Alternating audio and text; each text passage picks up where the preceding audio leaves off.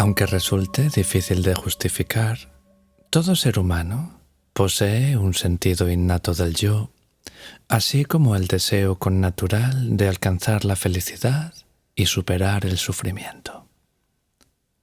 En otras palabras, la vida del hombre está regida por el derecho natural de conseguir la mayor felicidad posible y, en consecuencia, el derecho natural de vencer el sufrimiento.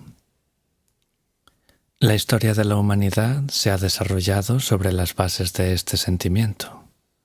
De hecho, este sentimiento no está limitado ni es exclusivo a los seres humanos.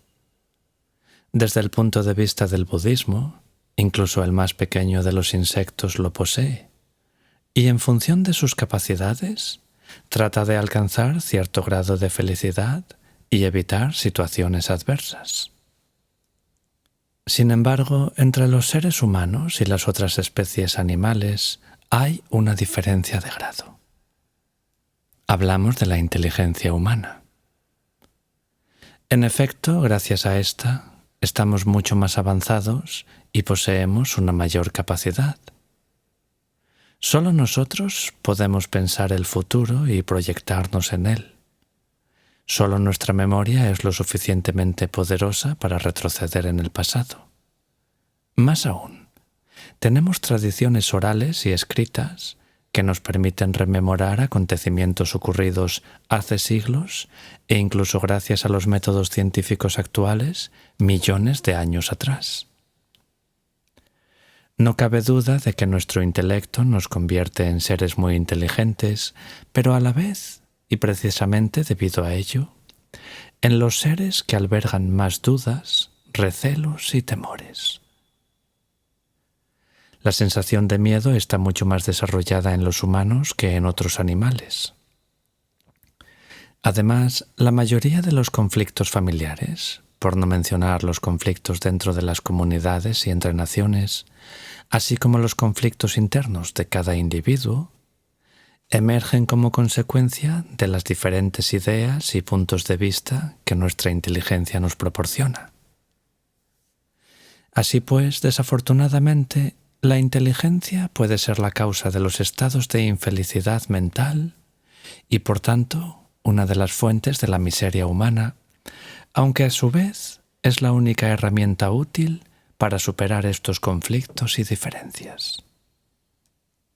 Desde esta perspectiva, es innegable que los seres humanos somos la especie animal que más problemas genera. Si la vida humana se extinguiera, el planeta estaría a salvo. A decir verdad, millones de peces, gallinas y otros animales disfrutarían de cierta clase de liberación, ¿verdad? Sin embargo, es importante utilizar la inteligencia de forma constructiva. Esta es la clave.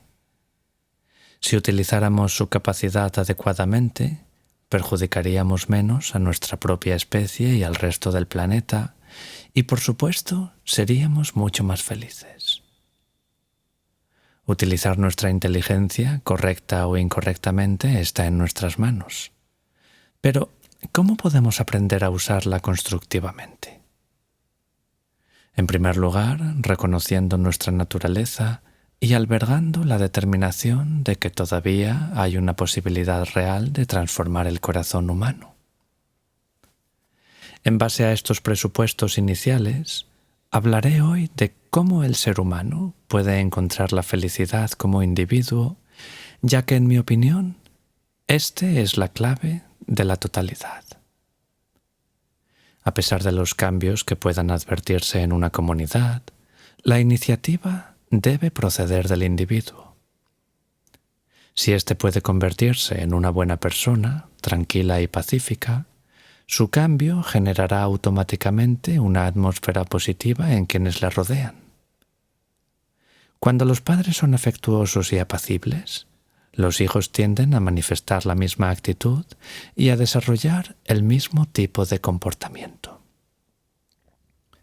Dado que nuestra actitud como seres humanos a menudo se ve afectada por factores externos, eliminar los problemas que nos rodean constituye una cuestión primordial.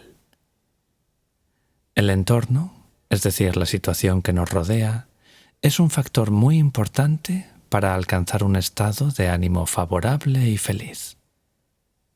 Sin embargo, el elemento fundamental y que complementa al anterior es nuestra propia disposición o actitud mental. La situación ambiental puede no ser favorable, puede incluso ser hostil. Pero si nuestra actitud mental es la correcta, no afectará nuestra paz interior.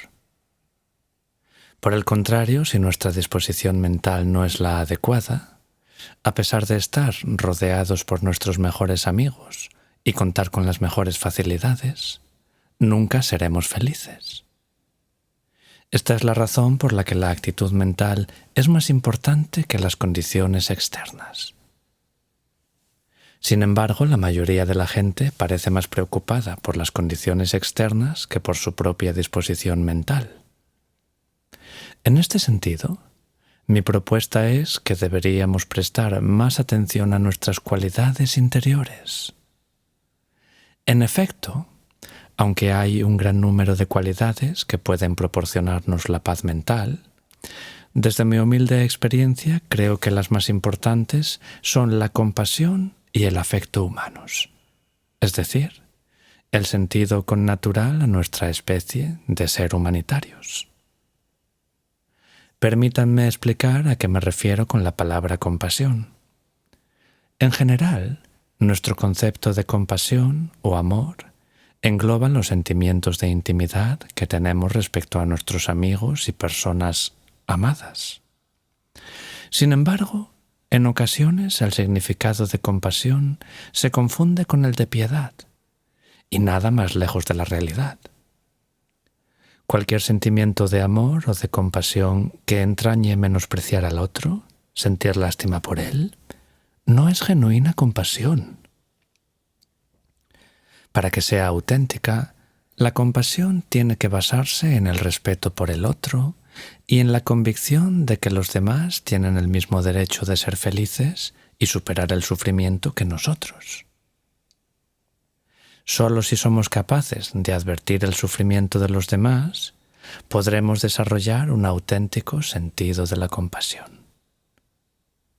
Respecto a la proximidad o intimidad que sentimos hacia nuestros amigos, normalmente confundimos el apego por la compasión hacia los demás. El sentimiento de compasión genuino debería ser imparcial y ecuánime. Si solo nos sentimos unidos a nuestros amigos y no a nuestros enemigos o al resto de personas que no conocemos personalmente y no son indiferentes, nuestra compasión es solo parcial y subjetiva. Como he mencionado, la compasión genuina se basa en el reconocimiento de que los demás tienen el mismo derecho que nosotros a la felicidad y por consiguiente nuestros enemigos, en tanto que seres humanos, también. Así pues, ese sentimiento de preocupación, de compasión, debemos sentirlo por todo el mundo, independientemente de si la actitud de la persona hacia nosotros es hostil o amigable. Esta clase de compasión conlleva el sentido de la responsabilidad. Cuando desarrollamos este tipo de motivación, la confianza en nosotros mismos aumenta y nuestros temores disminuyen, lo que favorece nuestra determinación. Si desde el principio estamos decididos a llevar a cabo una tarea difícil, aunque no lo consigamos en un primer, segundo o tercer intento, no debemos cejar en el empeño. Este tipo de actitud optimista y determinada es la clave del éxito. La compasión también nos proporciona fuerza interior. Cuando se experimenta dicho sentimiento, se abre en nosotros una puerta interior a través de la cual podemos comunicarnos fácil y sinceramente con el resto de los seres humanos e incluso con otros seres sensibles. Sin embargo, si sentimos odio y rencor hacia los demás, el sentimiento será mutuo y, en consecuencia, el temor y las sospechas levantarán un muro que dificultará la comunicación con los demás. La soledad y el aislamiento invadirán nuestro espíritu y aunque no todos los miembros de nuestra comunidad experimenten sentimientos negativos hacia nosotros, seremos juzgados negativamente a consecuencia de nuestros propios sentimientos. Si albergamos sentimientos negativos hacia los demás y a pesar de ello esperamos que nos traten amigablemente, estamos siendo muy ilógicos. Si lo que deseamos es que nuestro entorno sea más cordial, debemos ser los primeros en asentar las bases para conseguirlo. Independientemente de si la respuesta de los demás es positiva o negativa, nosotros hemos de sembrar la semilla de la simpatía. Si después de hacerlo la respuesta que recibimos sigue siendo negativa, tenemos pleno derecho a actuar en consecuencia. Personalmente, siempre trato de sembrar simpatía entre las personas. Cuando conozco a alguien, no necesito presentaciones previas, ya que la persona en cuestión es otro ser humano. Quizá en un futuro próximo los avances tecnológicos puedan hacerme confundir un robot con un ser humano, pero hasta la fecha nunca me ha ocurrido. Cuando contemplo una amplia sonrisa y unos ojos que me miran, reconozco que dicha persona es un ser humano. En este sentido, salvo por el color de la piel, tanto emocional como físicamente, somos iguales. Que los occidentales tengan el cabello rubio, azul o blanco no tiene importancia. Lo importante es que a nivel emocional somos exactamente iguales. Albergando dicha convicción, cuando conozco a una persona, sé que me hallo frente a un hermano y me acerco a él espontáneamente. En la mayoría de los casos, la respuesta de la otra persona es mimética y se convierte en un amigo.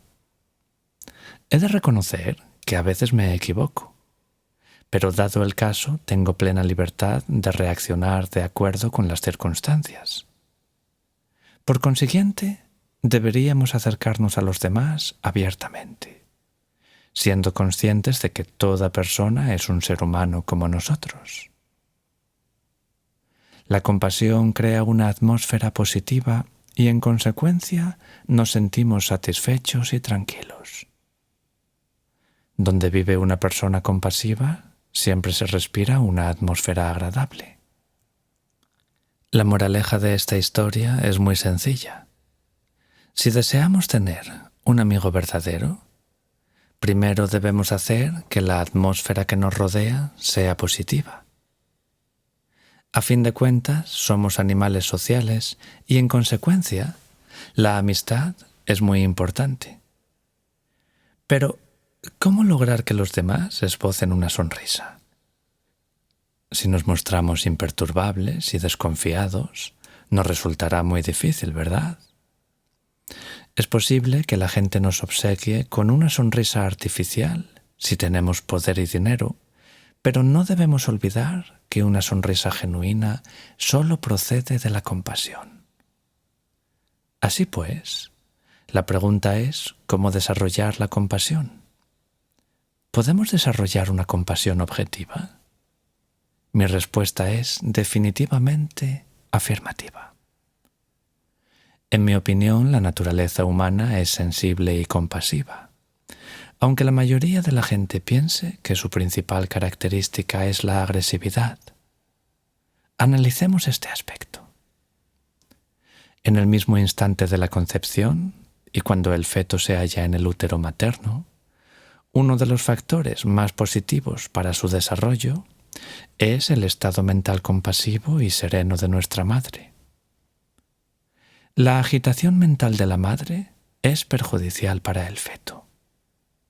Y esto solo es el comienzo de la vida. Incluso el estado mental de los padres es de suma importancia durante la concepción. Si un niño es concebido a consecuencia de una violación, será un bebé no deseado. La concepción tiene que ser el fruto del amor verdadero y el respeto mutuo, no de la pasión desenfrenada. No es suficiente con tener una aventura amorosa. la pareja debería conocerse y respetarse mutuamente. Esta es la base de un matrimonio feliz. Es más, el matrimonio en sí mismo debería ser de por vida o por lo menos duradero. La vida debería nacer siempre a partir de este contexto. Según la ciencia médica, durante las primeras semanas después del nacimiento, el cerebro del niño sigue desarrollándose. Los expertos aseguran que durante este periodo, el contacto físico es uno de los factores cruciales para su correcto desarrollo. Esta consideración muestra la importancia del afecto físico que requiere nuestro cuerpo durante su desarrollo. Tras el nacimiento, uno de los primeros actos de la madre es amamantar al bebé, cuyo acto reflejo es la succión. La leche suele ser considerada un símbolo de compasión. Sin esta, al niño le costará mucho sobrevivir. Gracias a la lactancia, se establece un vínculo de proximidad entre la madre y el niño. Si tal vínculo no se da, el niño rechazará el pecho de la madre y si ésta siente aversión por su hijo, la leche no fluirá de su pecho. Así pues, la leche fluye a consecuencia del amor. Esto significa que el primer acto de nuestra vida, succionar la leche materna, es un símbolo de afecto. Cuando visito una iglesia y contemplo la imagen de María acunando a Jesús en su regazo, siempre recuerdo este aspecto tan crucial en nuestras vidas. Personalmente lo considero un símbolo de amor y afecto. Se ha demostrado que aquellos niños que crecen en hogares en los que se respira amor y afecto tienen un desarrollo físico más sano y son mejores estudiantes. Por el contrario, aquellos que no disfrutan de afecto tienen más dificultades en su desarrollo físico y mental e incluso cuando crecen tienen serias dificultades para manifestar afecto, lo cual es realmente doloroso. Reflexionemos ahora acerca del último instante de nuestra vida, la muerte. Incluso en este instante, si la persona moribunda se siente arropada por sus amigos, aunque no pueda beneficiarse de ellos, experimentará una sensación de paz mental. Por consiguiente, a lo largo de nuestra vida, desde el primer instante hasta la muerte, el afecto humano juega un papel decisivo. Una disposición afectuosa no solo favorece la paz y el sosiego mentales, sino que también repercute positivamente en nuestro cuerpo. Por el contrario, el odio, los celos y temores afectan nuestra paz mental, provocando una reacción física adversa. Incluso nuestro cuerpo precisa paz mental. Cualquier tipo de agitación le es siempre perjudicial. Por consiguiente, aunque haya personas que sostengan lo contrario, soy de la opinión de que, si bien la agresividad forma parte de nuestra naturaleza, el factor dominante de la vida es el afecto humano, razón por la que es posible reforzar la bondad innata de nuestra naturaleza humana. La importancia de la compasión puede justificarse con argumentos lógicos racionales. Si ayudamos a otra persona y nos preocupamos por ella, saldremos beneficiados. Sin embargo, si perjudicamos a los demás, tarde o temprano tendremos problemas. A menudo suelo bromear diciendo que, si lo que deseamos es ser egoístas, es mejor serlo sabiamente que estúpidamente. La inteligencia puede ayudarnos a moldar nuestra actitud al respecto. Si la utilizamos correctamente, podemos alcanzar el pleno conocimiento de cómo satisfacer nuestro interés personal llevando una vida compasiva. En este sentido, podría arguirse que ser compasivo es, en última instancia, ser egoísta, ¿verdad? En este contexto, no creo que el egoísmo esté fuera de lugar. el amor a uno mismo es crucial. Si no nos amamos a nosotros mismos, ¿cómo podemos amar a los demás? Hay personas que al hablar de la compasión consideran que ésta supone un total desprecio por los intereses propios. Nada más lejos de la realidad. De hecho, el auténtico amor debe, en primer lugar, dirigirse hacia uno mismo. La palabra yo tiene dos sentidos. Uno de ellos es el negativo, el que genera problemas, aquel que no tiene en cuenta a los demás. El otro, basado en la determinación, la voluntad y la confianza en sí mismo, es el auténtico sentido del yo, el realmente necesario para afrontar con absoluta confianza cualquier tarea o reto en la vida. De igual modo, también hay dos tipos de deseo. El odio es invariablemente un deseo negativo que destruye la armonía. ¿Cómo reducir el odio? El odio suele preceder a la ira. Esta, a su vez, surge a consecuencia de una emoción reactiva y gradualmente se convierte en un sentimiento de odio. En este caso, la aproximación más hábil consiste en saber que el odio es negativo. A menudo la gente cree que el odio es un sentimiento natural que es mejor expresar, pero se equivoca. Quizá debido al pasado alberguemos resentimientos que pueden desaparecer expresando nuestro odio. No niego que sea posible.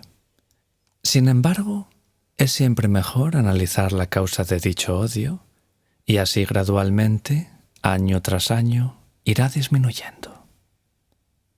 Desde mi experiencia considero más factible partir de la consideración de que el odio es negativo y por tanto es mejor no sentirlo. Esta postura en sí misma marcará la diferencia. Debemos tratar de percibir el objeto de nuestro odio desde otra perspectiva.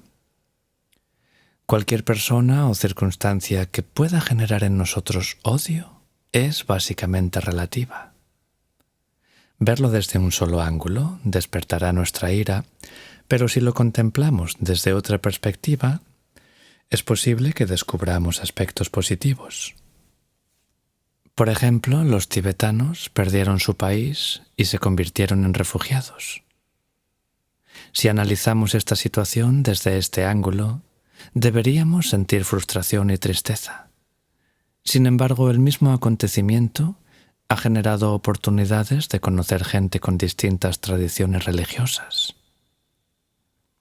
Desarrollar una forma más flexible de contemplar las cosas nos ayuda a cultivar una actitud mental serena y equilibrada. Este es un posible método para reducir el odio. Supongamos, por ejemplo, que enfermamos. Cuanto más pensemos en nuestra enfermedad, nuestra frustración será peor. En este caso, resulta de gran ayuda comparar nuestra situación con alguien que, padeciendo la misma enfermedad, se siente mucho peor que nosotros, o pensar qué habría ocurrido si hubiéramos contraído una enfermedad más grave. De esta forma podemos consolarnos al comprobar que nuestra situación podría haber sido mucho peor. De nuevo, la estrategia es aprender a relativizar cualquier tipo de situación. Si comparamos, siempre hallaremos una circunstancia peor a la nuestra, lo que inmediatamente reducirá nuestra frustración. Ocurre exactamente lo mismo cuando tenemos que enfrentarnos a ciertas dificultades. Si las contemplamos de cerca, pueden resultar muy complicadas, pero si las analizamos desde una perspectiva más amplia, no parecen tan graves. A través de estos métodos y desarrollando un amplio punto de vista, podemos reducir nuestra frustración ante cualquier tipo de problemas. Para conseguirlo se requiere un constante esfuerzo, pero si logramos ponerlo en práctica, el sentimiento de odio que todos llevamos dentro disminuirá. Entre tanto, debemos fortalecer nuestra compasión e incrementar el potencial de bondad que todos albergamos. Gracias a la combinación de estos dos elementos, una persona puede transformar su negatividad y ser una persona buena. Este es, pues, el camino que debemos seguir para conseguir dicha transformación. Por otra parte, si profesamos una religión, nuestra fe puede ser de gran utilidad para potenciar estas cualidades. Los evangelios, por ejemplo, nos enseñan a poner la otra mejilla, muestra inequívoca de la práctica de la tolerancia. Para mí, el principal mensaje de los evangelios es el amor a nuestros semejantes, y la razón por la que debemos potenciar este amor es precisamente porque amamos a Dios. Esta clase de enseñanza religiosa es muy útil para aumentar y potenciar nuestras buenas cualidades. La aproximación budista presenta un método muy claro. En primer lugar, tratamos de considerar por igual a todos los seres sensibles. A continuación, consideramos que la vida de cualquier ser es tan valiosa como la nuestra, y a partir de aquí desarrollamos nuestro interés por los demás. ¿Qué ocurre en el caso de alguien que no profesa ninguna fe religiosa? Bueno, pues, sigamos o no un credo religioso, la cuestión que nos ocupa está relacionada con los derechos del individuo. En este sentido es posible, e incluso a veces más sencillo, no tener que recurrir a la religión. No obstante, aunque no se profese religión alguna, el valor de las buenas cualidades humanas jamás debe ser abandonado. En tanto que seres humanos y miembros de una sociedad, necesitamos de la compasión humana para ser felices. Dado que todos deseamos alcanzar la felicidad, tener una familia y unos amigos felices, debemos potenciar y desarrollar la compasión y el afecto.